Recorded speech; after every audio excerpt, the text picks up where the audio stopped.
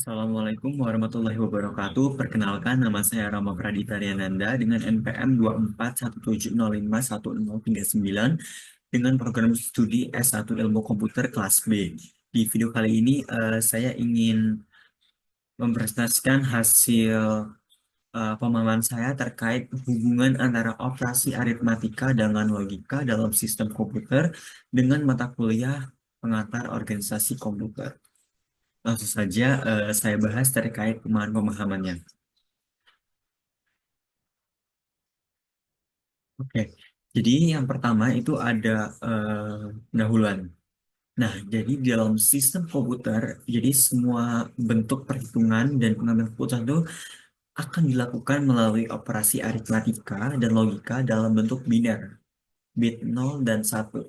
Operasi-operasi ini itu bakal menjadi fondasi utama dari cara komputer bekerja, dari kalkulasi atau penghitungan sederhana sampai kecerdasan buatan atau artificial intelligence. Nah, selanjutnya di sini ada yang namanya operasi aritmatika dalam komputer. Nah, jadi ada operasi aritmatika seperti penjumlahan, pengurangan, perkalian, pembagian itu dilakukan pada data biner. Nah, jadi komputer itu hanya mengenal bilangan biner sehingga semua operasi dilakukan dalam bentuk bit.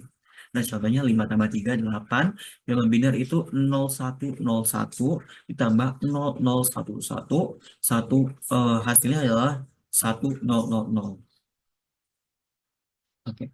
Nah, terus selanjutnya operasi ini tuh ditangani oleh serangkaian digital atau rangkaian adder, bukan secara manual seperti kalkulator biasa. Nah, jadi operasi floating point atau angka desimal itu bahkan mempunyai format dan standar tersendiri seperti IEEE 754.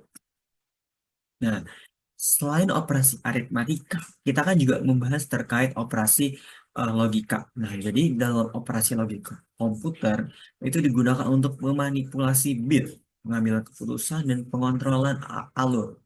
Nah, ini adalah dasar dari sistem kontrol dan logika program. Nah, jadi eh, hubungan antara logika dengan aritmatika itu saling berkaitan. Nah, jadi jika kita ingin mengoperasikan suatu aritmetika, maka kita diperlukan yang namanya operasi logika. Nah, contohnya satu and satu sama dengan satu. Artinya satu dan satu hasilnya satu.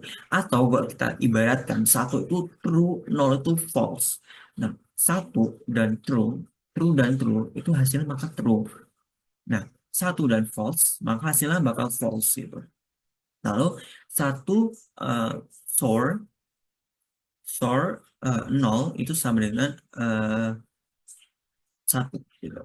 Nah, implementasi nyatanya itu misalnya untuk bit mask. Nah, ini integer x sama dengan 0b 1010 titik koma. Lalu ada integer integer y yang dimana dia bakal mengambil x dan 0b 1110. Nah, selanjutnya, selain operasi itu, di sini kita membutuhkan peran yang namanya ALU atau Arithmetic Logic Unit.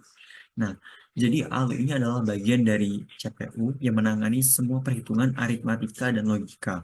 Nah, jadi di sini ALU itu bakal menerima input, misalnya dua bilangan.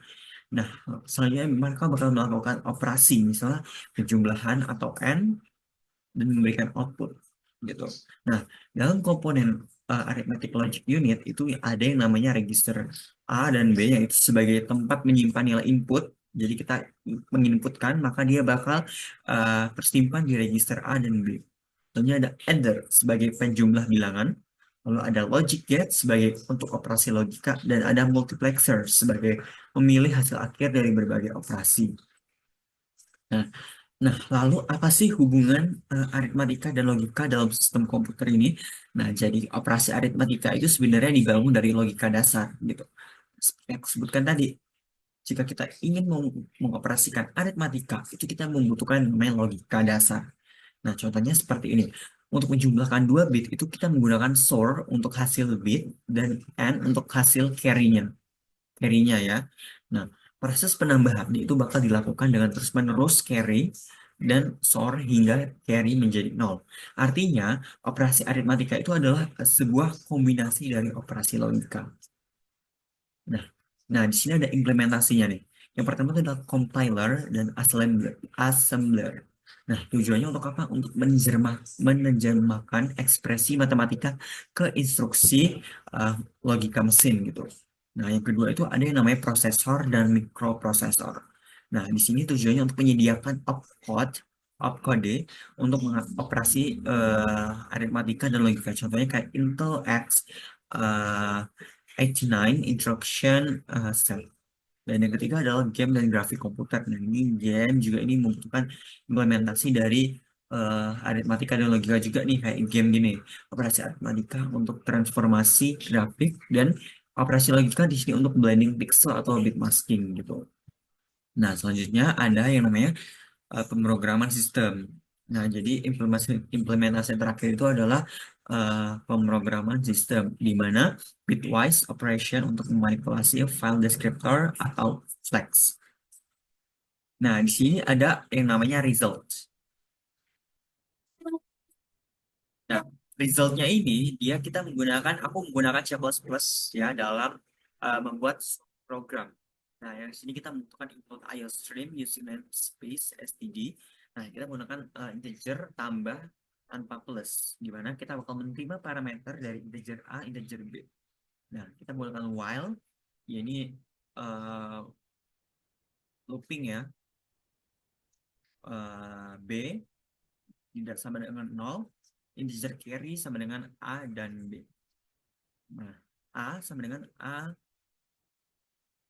eh, pangkat ya, pangkat B, lalu B sama dengan carry eh, apa tuh tanda kurang dari dua kali sama dengan satu ya.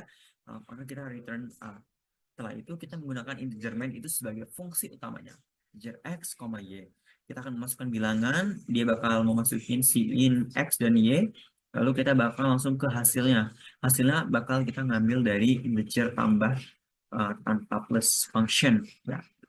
Nah, akan mengeluarkan hasil. Nah, hasil itu jika kita masukkan dua bilangan 2 dan 1, maka hasil penjumlahnya adalah 3.